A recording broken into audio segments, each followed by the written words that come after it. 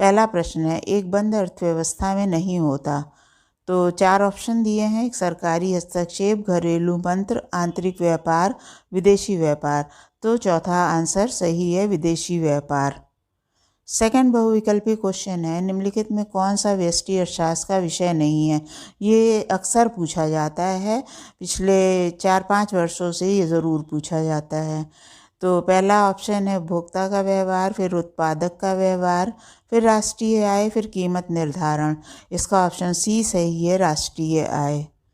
Third बहुविकल्पीय question है, जब सीमांत उत्पादन शून्य होता है तब कुल उत्पादन 4 ऑप्शन है, न्यूनतम, शून्य, अधिकतम, इनमें से कोई नहीं। तीसरा ऑप्शन सही है, सी, अधिकतम। चौथा बहुविकल्पीय प्रश्न है, समष्टि अर्थशास्त्र के प्रवर्तक कौन थे। 4 ऑप्शन है, J.R. Hicks, A.H. Hansen, J.M. Keynes, A.C. Pigou. तो आंसर सी सही है, J.M. केन्स। पांचवा क्वेश्चन है, भारत में ₹500 और 1000 के नोट का विमुद्रीकरण कब किया गया। तो 4 ऑप्शन है, 2015 में, 2016 में, 2017 में, 2018 में। तो ऑप्शन बी सही है, 2016 में। 6 क्वेश्चन है, फर्म के संतुलन हेतु आवश्यक शर्त होती है। ए है सीमांत आय बराबर औसत आय, बी है सीमांत आय बराबर सीमांत लागत, सी है सीमांत आय बराबर औसत लागत और डी है उपरोक्त में से कोई नहीं। तो आंसर बी सही है, सीमांत आय बराबर सीमांत लागत। 7वां प्रश्न है, यदि उपभोग की सीमांत प्रवृत्ति का मान सी हो तो बचत की सीमांत प्रवृत्ति का मान होगा। ऑप्शन ए से है C-1, ऑप्शन बी है C+1, ऑप्शन सी है 1-C और ऑप्शन डी इनमें से कोई नहीं। तो ऑप्शन सी सही है, 1-C। नेक्स्ट क्वेश्चन है, 8th क्वेश्चन, एकाधिकारी के संतुलन की स्थिति में ऑप्शन ए है औसत आय ग्रेटर देन सीमांत आय, बी है सीमांत आय ग्रेटर देन सीमांत लागत, सी है सीमांत आय इक्वल टू सीमांत लागत और डी है ए और सी दोनों। तो ऑप्शन सी सही है, सीमांत आय बराबर सीमांत लागत। 9वां क्वेश्चन है, निम्नलिखित में से एक समष्टि अर्थशास्त्र का विषय नहीं है। 4 ऑप्शन है, रोजगार, विदेशी विनिमय, मांग का नियम और राष्ट्रीय आय। आंसर सी सही है, मांग का नियम। 10वां और लास्ट बहुविकल्पीय है, उपभोग फलन C बराबर 40 + 0.85 में अगर y बराबर 100 पर उपभोग का मान क्या होगा। C की वैल्यू क्या होगी। 4 ऑप्शन है, ए है 120, बी है 80, सी है 40, डी है इनमें से कोई नहीं। तो ऑप्शन ए सही है, 120। अब आते हैं अति लघु प्रश्न की तरफ। इसमें प्रत्येक क्वेश्चन के को 60 शब्दों में आंसर देना है और प्रत्येक के मार्क्स 3 हैं। तो इसे हमने 11 से 18 तक के क्वेश्चन इस स्लाइड पे लिख दिया है और हर क्वेश्चन का अलग अलग आंसर देने जा रहे हैं। तो 11वां क्वेश्चन देखते हैं कि क्या है, स्थिर लागत और परिवर्ती लागत में भेद कीजिए। आंसर है, स्थिर लागतें वे व्यय होते हैं जो उत्पादन की मात्रा के साथ नहीं बदलते, जबकि परिवर्तनीय लागतें वे व्यय होते हैं जो उत्पादन की मात्रा के साथ बदलते हैं। स्थिर लागतों के उदाहरण किराया, संपत्ति कर, बीमा, मूल्यह्रास, स्थायी कर्मचारियों का वेतन है। परिवर्तनशील लागतों का उदाहरण है कच्चा माल, श्रम, उपयोगिता व्यय, कमीशन, पैकेजिंग लागत, ईंधन या ऊर्जा खपत, अस्थायी श्रमिकों की मजदूरी। प्रश्न 12, समग्र मांग से आप क्या समझते हैं।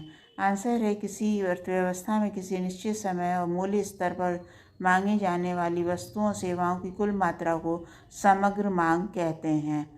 क्वेश्चन में स्पेलिंग मिस्टेक है, समय नहीं है, वो समग्र है। फिर आते हैं थर्ड लाइन पे, ये समष्टि आर्थिक समुच्चय हैं। इसमें परिवार, व्यवसाय, सार्वजनिक क्षेत्र और अन्य अभिनेताओं की व्यक्तिगत ज़रूरतें शामिल होती हैं।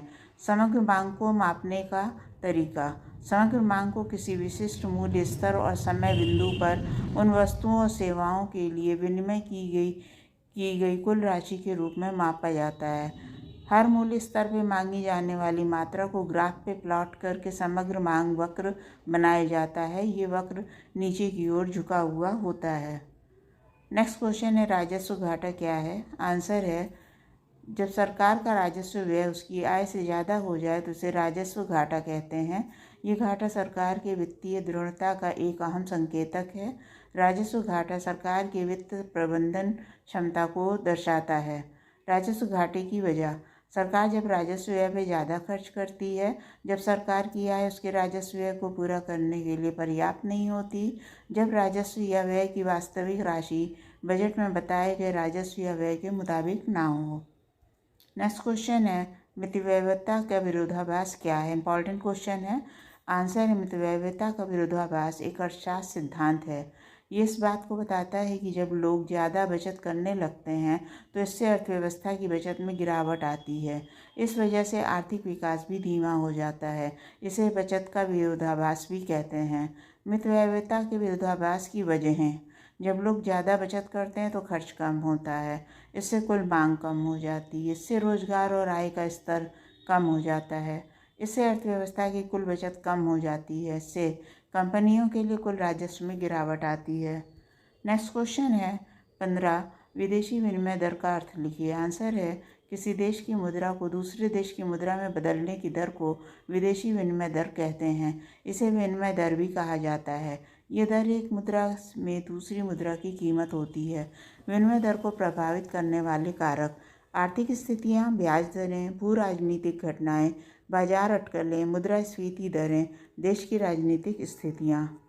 नेक्स्ट क्वेश्चन है प्रतिस्थापन को सीमांत दर क्या होती है। आंसर है प्रतिस्थापन की सीमांत दर MRS वो दर है जिस पर कोई उपभोक्ता एक वस्तु की जगह दूसरी वस्तु लेने के लिए तैयार होता है। ये दर उपभोक्ता की उपयोगिता के स्तर को बनाए रखते हुए तय की जाती है।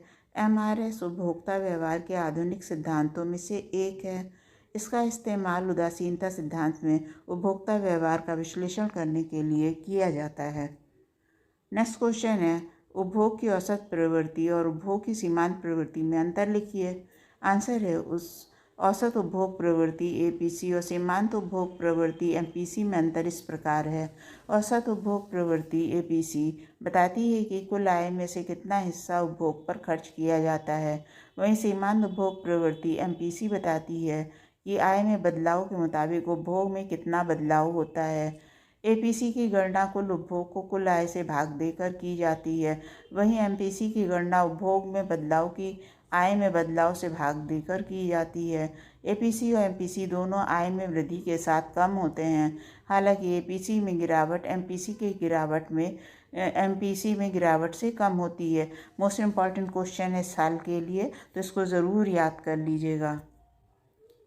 प्रश्न 18 अनुकूल और प्रतिकूल भुगतान संतुलन का अर्थ लिखिए। आंसर है अनुकूल भुगतान संतुलन का मतलब है किसी देश की आयात से ज़्यादा निर्यात हो रहा है। वहीं प्रतिकूल भुगतान संतुलन का मतलब है किसी देश की आयात में से ज़्यादा खर्च हो रहा है। अनुकूल भुगतान संतुलन के फायदे, देश में उत्पादन ज़्यादा होता है, देश में उद्योग व्यापार मजबूत होता है, देश में विदेशी मुद्रा की कमाई ज़्यादा होती है, देश में षडकोश में वृद्धि होती है।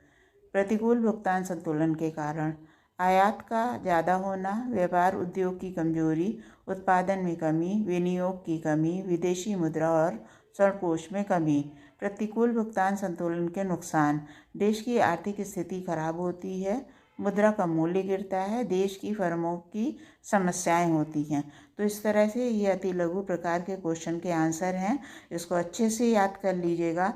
कभी कभी अति लघु वाले क्वेश्चन अति लघु में ना आकर लघु में आते हैं, तो उस हिसाब से हमने आंसर को जो लघु में आने की संभावना है वो उसका आंसर हमने बड़ा कर दिया है। चलते हैं लघु प्रश्न की तरफ। इसका आंसर लंबा होता है। हमने स्लाइड पे आपको मोस्ट इम्पॉर्टेंट क्वेश्चन लघु के दिए हैं, तो ये 19 से 24 तक हैं। मांग की कीमत लोच क्या होती है, मांग की कीमत लोच मापने की किसी एक विधि का वर्णन कीजिए। तो ये क्वेश्चन जो है बहुत इम्पॉर्टेंट है और हमारे प्लेलिस्ट में जाइएगा तो व्यष्टि अर्थशास्त्र और समष्टि अर्थशास्त्र दोनों की प्लेलिस्ट अलग अलग हैं, उसके नोट्स भी हैं, क्वेश्चन आंसर भी हैं। तो आपको क्वेश्चन आंसर में देखना है, अगर ना मिले तो नोट्स में चले जाइएगा, तो आपको ये क्वेश्चन का आंसर मिल जाएगा। इसी तरह बाकी क्वेश्चन के आंसर भी प्लेलिस्ट में व्यष्टि और समष्टि अर्थशास्त्र हेडिंग से बनाई गई प्लेलिस्ट है, जिसमें क्वेश्चन आंसर और नोट्स की अलग अलग है, तो आप देख लीजिएगा। 20वां क्वेश्चन है, सकल राष्ट्रीय उत्पाद और शुद्ध राष्ट्रीय उत्पाद में अंतर बताइए। 21वां है, मुद्रा के प्रमुख कार्यों की विवेचना कीजिए, बहुत इंपॉर्टेंट है। आरेख का प्रयोग करते हुए औसत लागत और सीमांत लागत के संबंध को समझाइए, फिर से ये बहुत इंपॉर्टेंट है। 23वां, पूर्ण प्रतियोगिता की मुख्य विशेषताएं लिखिए और पैमाने के प्रतिफल से आप क्या समझते हैं, पैमाने का विद्यमान प्रतिफल को समझाइए। Very very important question, 24 number. तो एक तरह से सारे क्वेश्चन इंपॉर्टेंट हैं। 3 मॉडल पेपर दिए हैं, तीनों मॉडल पेपर के आप क्वेश्चन तैयार कर लीजिए, आपको पूरी बुक नहीं पढ़नी पड़ेगी। फिर आता है नेक्स्ट दीर्घोत्तरीय प्रश्न 25वां, समष्टि अर्थशास्त्र क्या है, समष्टि अर्थशास्त्र के विषय वस्तु की विवेचना कीजिए, या उपभोक्ता के संतुलन से क्या तात्पर्य है, उपभोक्ता के संतुलन को अंदमान वक्रों की सहायता से समझाइए। अगेन ये बहुत ही इम्पॉर्टेंट है, तो इसको आप नोट्स बना के याद कर लीजिए। फिर 26वां, अर्थशास्त्र में अंतिम वस्तुओं की संकल्पना को समझाइए, या उत्पादन फलन क्या है, अल्पकालीन तथा दीर्घकालीन उत्पादन फलन में भेद कीजिए। फिर नेक्स्ट क्वेश्चन इंपॉर्टेंट 27वां, वस्तु और सेवा कर पर एक लेख लिखिए, या 2 सेक्टर मॉडल में आय का निर्धारण कैसे होता है। प्रत्येक क्वेश्चन दीर्घ उत्तरीय 10-10 नंबर के हैं, लघु उत्तरीय 6 नंबर के हैं, और अगर पार्ट्स में क्वेश्चन पूछे जा रहे हैं तो उसके पार्ट में नंबर का भी रिवीजन है कि कौन सा पार्ट कितने नंबर का है। इसके अलावा हम आपको यूपी बोर्ड की दृष्टि से बताना चाहेंगे कि जो क्वेश्चन आपको नहीं आता है उस क्वेश्चन पे समय जो है वो नष्ट ना करिए। जितने भी क्वेश्चन हैं उसको करने के लिए आप जैसे बहुविकल्पीय कर रहे हैं तो बहुविकल्पीय क्वेश्चन एक साथ करिए, अति लघु क्वेश्चन एक साथ करिए, अति लघु के बीच में लघु ना करिए, या दीर्घ कर रहे हैं बीच में आपने लघु क्वेश्चन का आंसर डाल दिया, तो ये सब करने से आपके मार्क्स जो हैं वो कम हो जाते हैं। तो जो भी प्रश्न करिए बहुत अच्छे से स्पष्ट शब्दों में लिखिए, ब्लैक स्केच पेन का इस्तेमाल करिए, हेडिंग डालिए, बहुविकल्पीय प्रश्न 1 से लेकर 10 तक का आंसर लिखिए, फिर अति लघु हेडिंग डालिए, उसके बाद उसमें जो आपके 11 से लेके 18 तक हैं वो क्वेश्चन एक साथ, जो क्वेश्चन का आंसर नहीं आता उसके लिए जगह छोड़ दीजिए। इसी प्रकार लघु और दीर्घ क्वेश्चन का। यहाँ पे एक और चीज़ हम कहना चाहेंगे कि अगर आपको इन प्रश्नों में से कोई भी प्रश्न नहीं आता है तो कमेंट बॉक्स में हमसे कमेंट से पूछ सकते हैं, उस क्वेश्चन के लिए हम अलग से वीडियो बना देंगे। और इसके साथ आशा करते हैं कि आपने मेरे पहले दोनों मॉडल पेपर भी नोट कर लिए होंगे, उसको याद कर लिया होगा। परीक्षा में बहुत कम दिन रह गए हैं, इसलिए आपको मॉडल पेपर 3 दिया जा रहा है। इन तीनों को तैयार करके परीक्षा से 2 दिन पूर्व आपको गेस्ट पेपर दिया जाएगा। गेस्ट पेपर में तीनों मॉडल पेपर के सेलेक्टेड मोस्ट इम्पॉर्टेंट क्वेश्चन होंगे। तो चैनल को आप ज़रूर सब्सक्राइब कर दीजिए, बेल आइकन प्रेस कर दीजिए, जिससे एग्ज़ाम से पूर्व आप गेस्ट पेपर को पढ़ के जाएं और 100% मार्क्स ला सकें। धन्यवाद।